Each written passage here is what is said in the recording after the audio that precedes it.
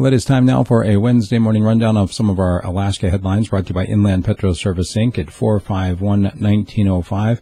You know, if you're an Alaskan business, you know the importance of lighting and signage. From installation of new signs to maintenance on existing signs, LED or neon, from canopies to parking lot lighting, or if you just want to have a banner installed, Inland Petro Service is the way to go. With over 25 years of experience in Fairbanks, they'll be able to help you with all of your needs. So give them a call at 451-1905. That's 907-451-1905. Or visit their website, inlandpetroservice.com. Let's take a look at some of our headlines for this Wednesday morning. The searches have been suspended with no sign of that missing Bering Sea crab boat or crew, other than the debris field, which they found when they first got on scene. The Coast Guard has also called off the search for the missing boaters from Metlakatla. As you recall, a skiff was found overturned. And 3 fishermen were rescued near Akutan by the Coast Guard. At least nice to have a little bright spot.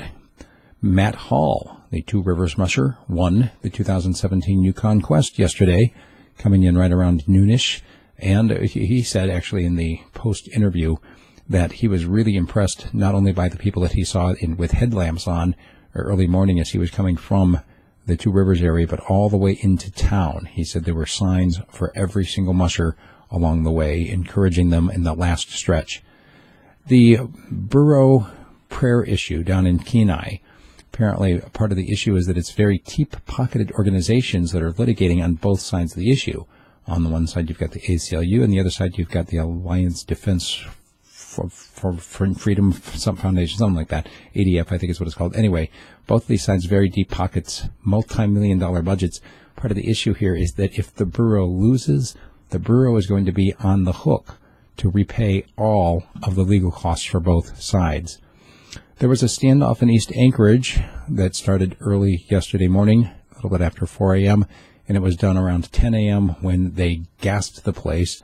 The SWAT team had showed up. They tried unsuccessfully to negotiate his surrender, and eventually were successful in negotiating him coming out with the gas in the house. Senator Giessel has flagged some concerns with the oil tax and credit bill, saying that we were giving too much uncertainty to the oil companies. And following last year's massive die-off of Alaska seabirds, the Muirs, scientists are still looking for answers. At least 30,000 dead birds were found. They're saying that the die-off was probably in the hundreds of thousands, and they don't know why. They're saying that they starved to death, and it's probably related to not having enough of the lower food chain items. There's a lot of snow and ice in South Central, and apparently making travel quite difficult in Anchorage and all the way through the Kenai Peninsula as well. And the Alaska Senate has officially backed the King Cove Road again. The 3 fellows that we were apparently responsible for that ATM theft out of the Goldstream General Store were picked up after a tip from the public.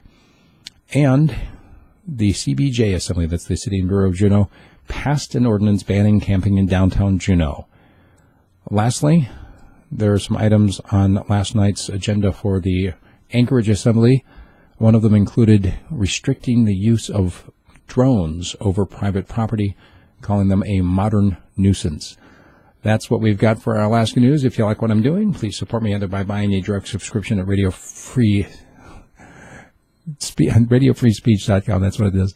Or you can be part of my Patreon team as well. Thank you very much.